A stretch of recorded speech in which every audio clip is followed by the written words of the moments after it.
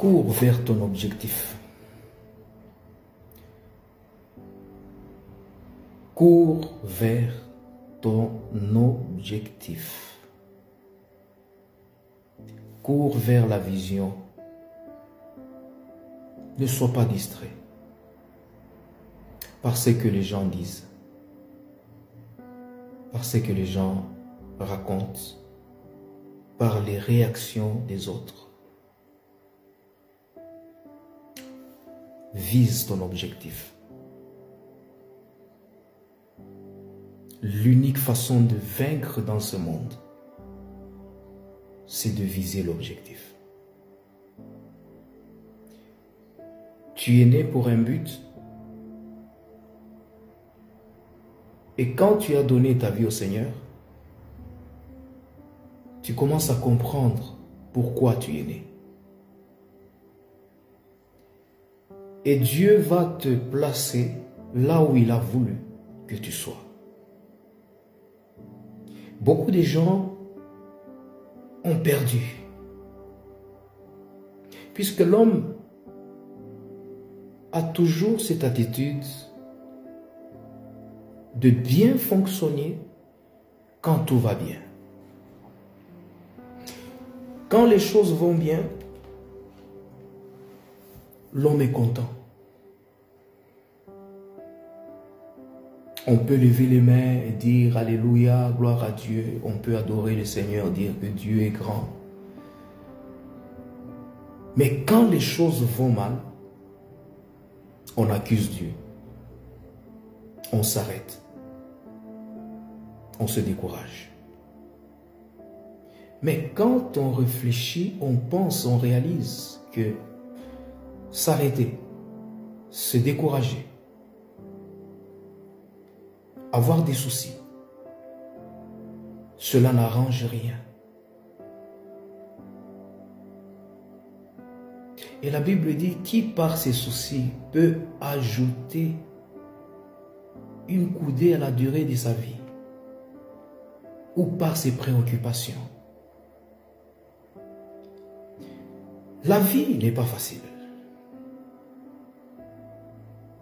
On est chaque jour devant des réalités, devant des situations. Il n'y a rien de grand qui s'obtient facilement.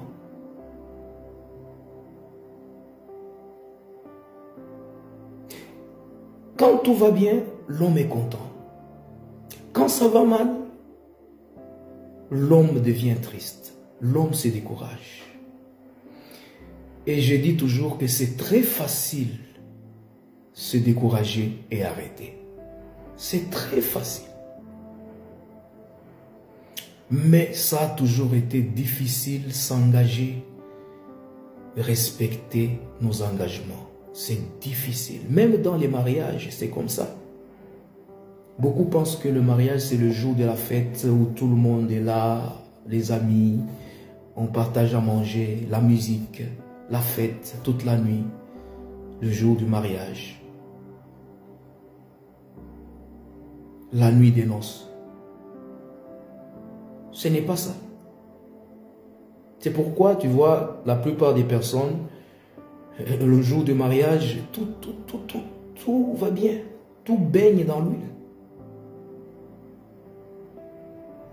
Je t'aimerai jusqu'à ce que la mort nous sépare. Et quand tout va bien, il y a l'amour, il y a la paix, il y a la joie. Mais quand tout va mal, peut-être le jour que tu découvres la faiblesse du conjoint, tu te poses la question, mais c'est la personne que j'ai épousée.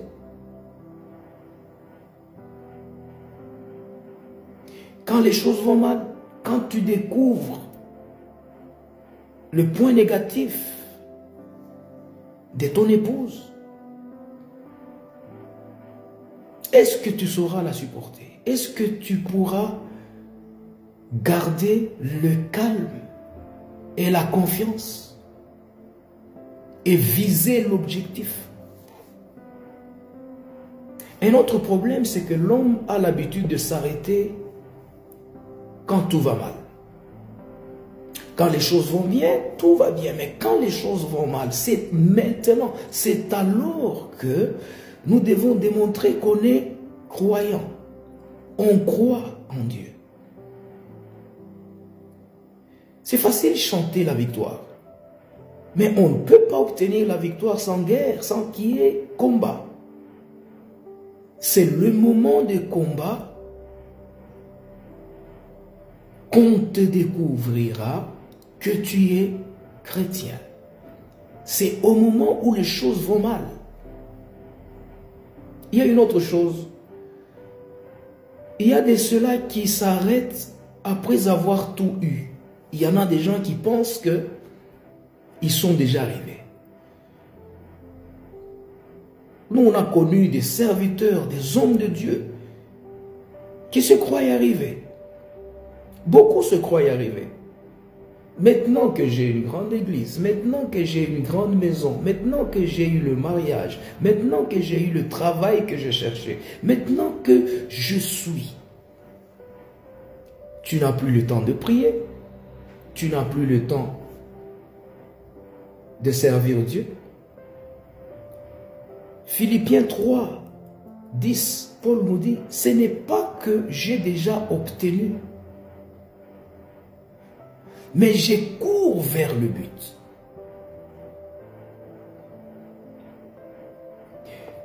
En voyant Paul, l'apôtre Paul, dans tout ce qu'il a fait pour le Seigneur, quelqu'un peut dire que voilà vraiment celui qui est arrivé. Et lui-même, Paul dit, soyez mes imitateurs, comme je le suis moi-même pour Christ.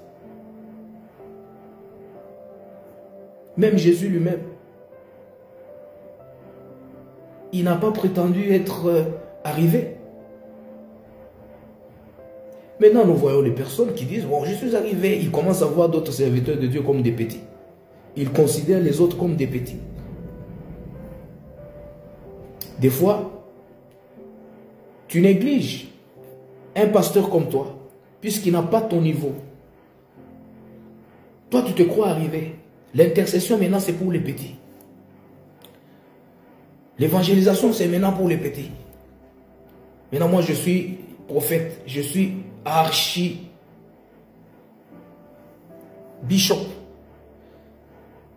Maintenant, je roule dans des limousines. Maintenant, j'ai des villas. Maintenant, je suis millionnaire.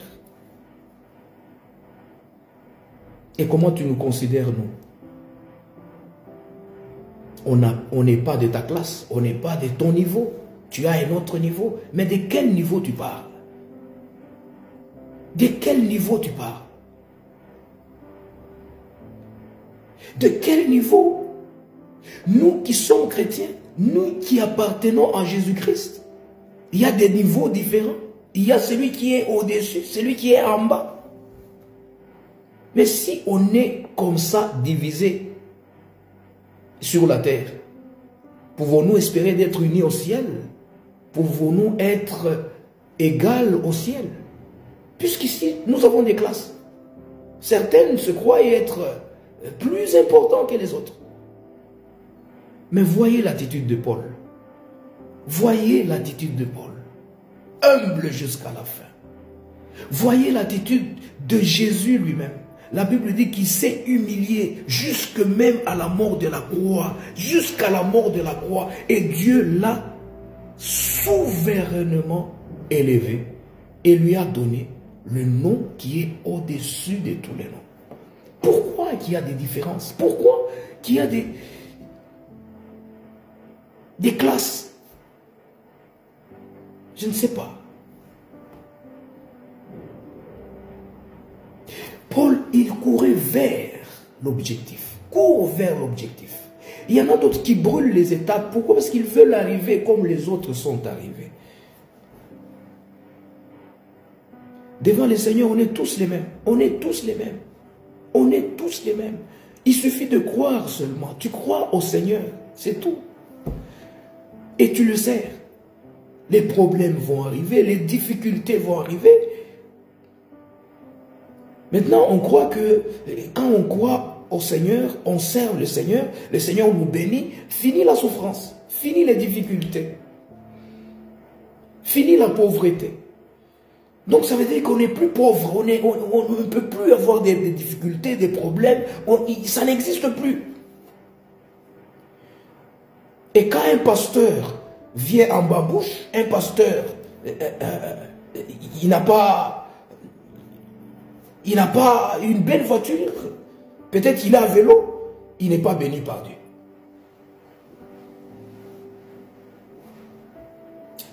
Et je peux même te dire que ce ne sont pas les années qui font la différence. Ce n'est pas parce que toi, tu es serviteur de Dieu, il y a de cela 40 ans, et que moi, je crois au Seigneur il y a 10 ans, il y a une différence. Il n'y a pas de différence.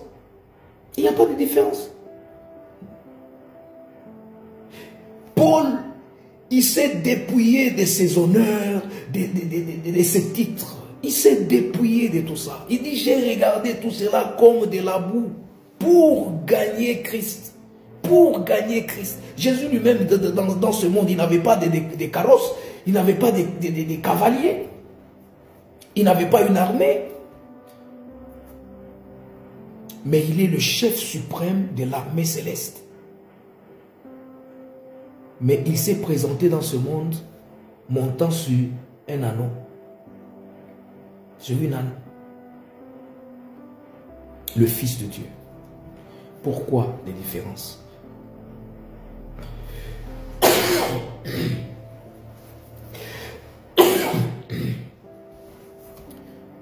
Pourquoi minimiser les autres? Pourquoi négliger les autres? Pourquoi se croire arrivé? On n'est pas encore arrivé. Jusqu'à ce qu'on n'est pas mort, on n'est pas arrivé. C'est pourquoi vous allez voir, il y a de ces personnes qui ont commencé, sont montées. Tellement l'orgueil, comme Dieu c'est lui qui élève et c'est lui qui abaisse. Il y en a d'autres que Dieu a abaissé comme ça. Il ne faut pas se fier à ce que les gens racontent. Les réactions des autres. Ce n'est pas parce que l'autre a abandonné, moi aussi je dois abandonner. Ce n'est pas parce que l'autre a parlé, a dit que moi aussi je dois. Non. J'ai mon objectif, je vise mon objectif, sachant que Dieu est avec moi. Même si c'est dans le désert, même si c'est... Excusez. Même si c'est dans la prison. Paul et Silas ont été dans la prison. Pierre, il a été dans la prison. Jésus lui-même, il a été dans la prison. Daniel a été là dans la fosse aux lions. Shadrach, Meshach et Abednego, ils ont touché le feu. Dieu est avec toi en toutes choses. N'abandonne pas, ne te décourage pas. Poursuis ton objectif, sachant que Dieu est fidèle. Dieu est fidèle. C'est le message que je peux amener. Que Dieu te bénisse.